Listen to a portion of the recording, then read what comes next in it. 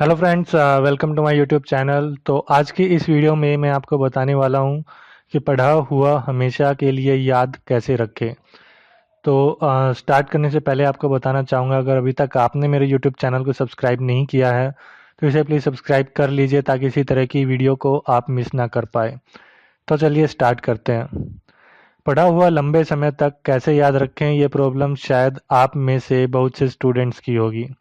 अधिकतर स्टूडेंट्स कई घंटों की पढ़ाई करते हैं, लेकिन कड़ी मेहनत करने के बाद भी आप पढ़ा हुआ मात्र एक हफ्ते में ही भूल जाते हैं। और यह प्रॉब्लम तब सबसे बड़ी प्रॉब्लम बन जाती है जब आप एग्जाम हॉल में बैठे हो और सभी क्वेश्चन आते हुए भी आप उनके आंसर नहीं लिख पा रहे हो, क्योंकि आप पढ़ा हुआ सब भूल चुके हो। आज हम आपको बताएंगे कि कैसे आप पढ़ा हुआ लंबे समय तक याद रख सकते हैं। तो सबसे पहला पॉइंट है, अपनी भाषा में लिखें। अधिकतर स्टूडेंट्स पढ़ा हुआ इसलिए भूल जाते हैं क्योंकि वे याद ही किताबी भाषा में करते हैं। ध्यान रहे, किताबी भाषा को रटकर आप पढ़ा हुआ कुछ ही देर तक ही याद रख सकते हैं, और वहीं अगर आप समझकर और अपनी अपनी भाषा में लिखकर याद करते हैं तो वो आप लॉन्ग टाइम तक याद रख सकते हैं।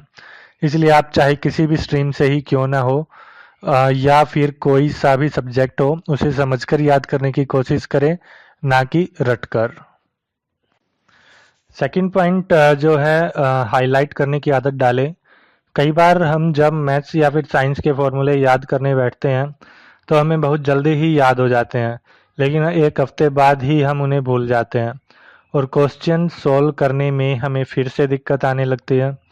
दोस्तों, इसके लिए सबसे अच्छा तरीका है कि आप पढ़ते समय इम्पोर्टेंट फॉर्मूले या फिर टॉपिक्स को हाईलाइट कर लें।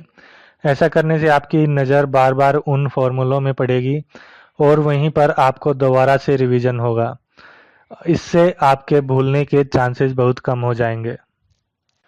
नेक्स्ट पॉइंट है, डिस्कशन की आदत बनाएं। अधिकतर स्टूडेंट्स अपने किसी भी डाउट्स पर डिस्कशन करना पसंद नहीं करते और अपनी इन्हीं कमी के कारण वे पढ़ा हुआ ज़्यादा समय तक याद नहीं कर पाते। इसलिए जब भी किसी टॉपिक में डाउट हो तो उसे तुरंत अपने फ्रेंड्स या फिर टीचर से क्लियर कर लें।